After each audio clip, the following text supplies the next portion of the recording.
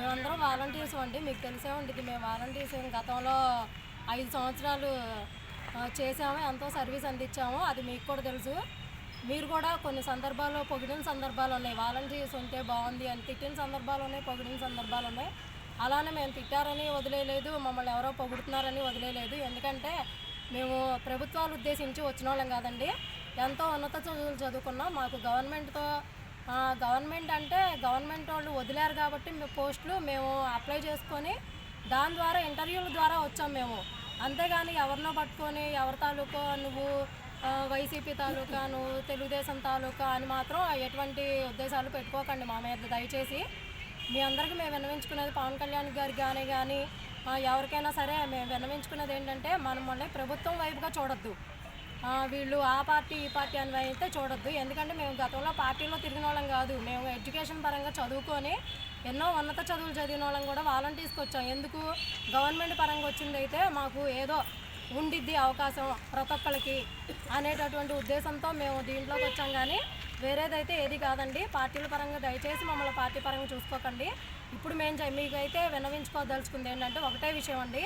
మీరు మాకు ఎలక్షన్ల ముందు హామీ ఇచ్చారు. ఏమని 2,60,000 మంది వాలంటీర్స్ ఉన్నారు.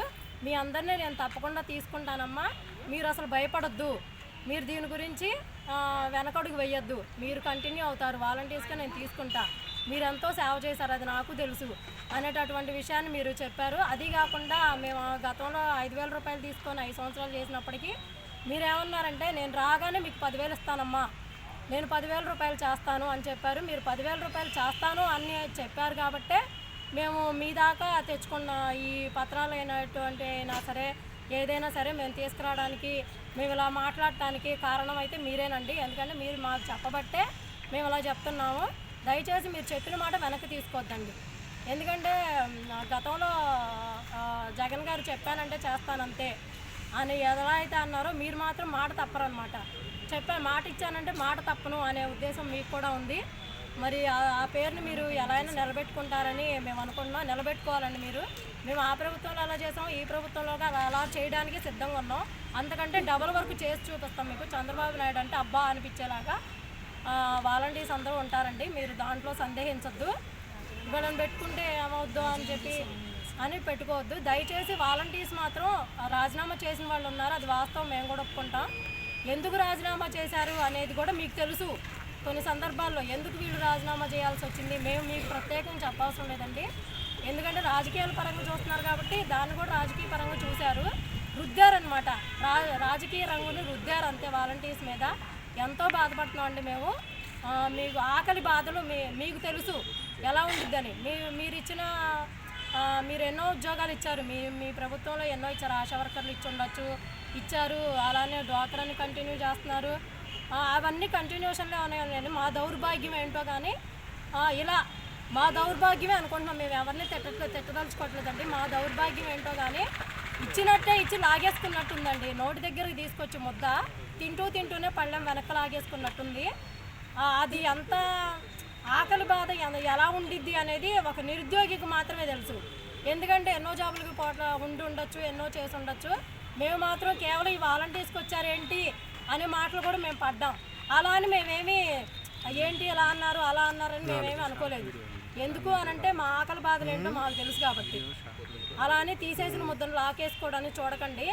వాళ్ళు లాగేసుకున్నారు మధ్యలో రాజీనామాలని, లేకపోతే వీళ్ళు ఆ ప్రభుత్వం వాళ్ళని ఈ ప్రభుత్వం వాళ్ళని మధ్యలో క్రియేట్ చేసి తినే ముద్దను లాగేసుకున్నారు వాళ్ళు. మేమేంటా అని బాధపడే టైంలో మీరు వచ్చి ఆ ప్లేట్ని మా చేతికి అందించారనమాట. మీరు ఆ ప్లేట్కి మాకు అందించారు. ఎందుకు 10,000 రూపాయలు ఇస్తానమ్మా, మీరు వాలంటీర్ని నేను తీసేయను అనే మాట మీరు మాకు అందించారు సార్. మీరు అన్న మాటతోనే మేము ఆ పళ్ళాన్ని దగ్గర తీసుకున్నాం. వాళ్ళు ఎలా లాగేసుకుందామని చూశారు, లాగేసుకుందామని జస్ట్ చూశారు.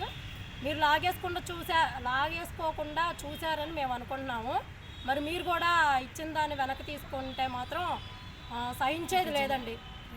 అది ప్రతి జిల్లా నుంచి కూడా మేము అందరం ప్రతి ఒక్క వాలంటీర్స్ ఎవరైతే 2,60,000 మంది వాలంటీర్స్ ఎవరైతే ఉన్నామో ప్రతి ఒక్కళ్ళం కూడా కృషి చేస్తున్నామండి దీనికోసం. ఎవరో 2 వచ్చారు 3 వచ్చారని పొరపాటున అనుకోకండి.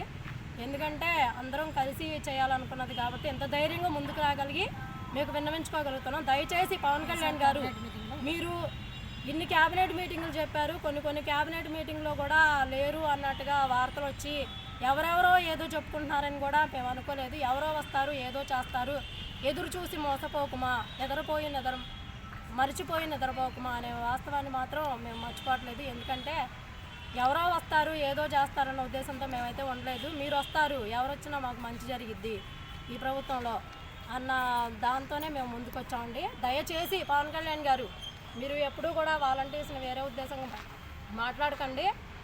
మీ ఫ్యాన్స్ ఉంటే ఉండొచ్చు, మీ ఫ్యాన్స్ ఉన్నారు, దీంట్లో కూడా చాలామంది వాలంటీర్స్లో ఫ్యాన్స్ కూడా ఉన్నారు. అలా అని మిమ్మల్ని ఏమీ చిన్నబుచ్చేలాగా మాట్లాడదలుచుకోవట్లేదు మేము. దయచేసి మీరు మమ్మల్ని విధుల్లోకి మళ్ళీ తీసుకోండి. Okay sir, thank you.